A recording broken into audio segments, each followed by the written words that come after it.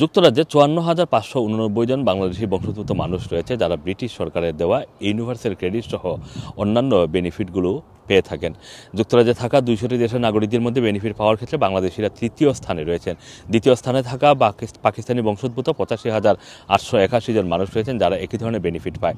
আর প্রথম স্থানে রয়েছে পোল্যান্ডের বংশোদ্ভূত মানুষেরা, যার সংখ্যা ৮৯,০৪০ জন।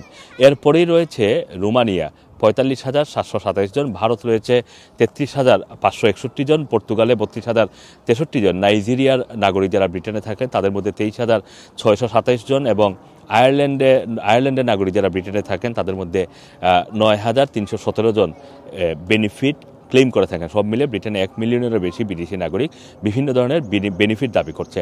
ডিডব্লিউপির পরিসংখ্যানে দেখা গেছে ২০২৩ সালে কমপক্ষে একজন বিদেশি দাবিদার থাকা পরিবারগুলো ৭.৫ বিলিয়ন পাউন্ডের ইউনিভার্সাল ক্রেডিট পেয়েছে। কোনো বিদেশি নাগরিক আনলিমিটেড লিভ পেলে অথবা সেটেলড অথবা রিফিউজি স্ট্যাটাস পেলে বেনিফিট আবেদন করতে পারে। এছাড়া ১০ বছর ন্যাশনাল ইন্স্যুরেন্স প্রদানের পরে তারা স্টেট পেনশনও পাবেন। সেন্টার ফর মাইগ্রেশন কন্ট্রোলের বিশ্লেষণে দেখা গেছে যে ৪০টি দেশের নাগরিকরা আনলিমিটেড লিভ, সেটেলড কিংবা রিফিউজি স্ট্যাটাস পেয়েছেন। তারা নেটিভ ব্রিটিশ নাগরিকদের তুলনায় ৪ গুণ বেশি হারে বেনিফিট দাবি করছেন। এই বেনিফিট দাবি করার ক্ষেত্রে আবার কঙ্গো, ইরাক এবং আফগানিস্তানের নাগরিকরা এগিয়ে আছে। এদিকে বিদেশি নাগরিকদের বেনিফিট পাওয়ার ডাটা এমন এক সময়ে সামনে আসলো যখন সরকার অথবা ব্রিটিশ প্রধানমন্ত্রী sir Keir Starmer foreign welfare bill ৬ billion pound কমানোর টার্গেট ঘোষণা করতে যাচ্ছেন।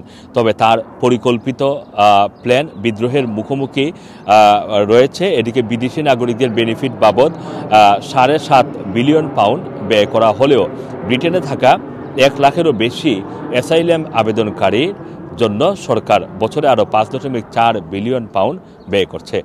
আগের কনজারভেটিভ সরকারের অধীনে ৫ বছরে সেই খরচ ৫ গুণ বেড়েছে। সেন্টার ফর পলিসি স্টাডিজের পৃথক বিশ্লেষণ অনুসারে বছরে ৯,০৬,০০০ পর্যন্ত রেকর্ড মাইগ্রেশনের পরে আগামী ১ দশকে ৮ লাখ বিদেশি নাগরিক যুক্তরাজ্যে থাকার জন্য আনলিমিটেড লিভ পেতে যাচ্ছে। তখন এই বিল আরও বাড়বে। বিরোধী টরি পার্টি এই মুহূর্তে জানিয়েছে যে বেকার এবং স্বল্প বেতনের অভিবাসীদের জন্য আনলিমিটেড লিভ বাতিল করা উচিত। এছাড়া যুক্তরাজ্যে এসে বেনিফিট দাবি করার সময়সীমা ৫ বছর থেকে বাড়িয়ে ১০ বছর করা উচিত। Assam Masum, Rana TV, London.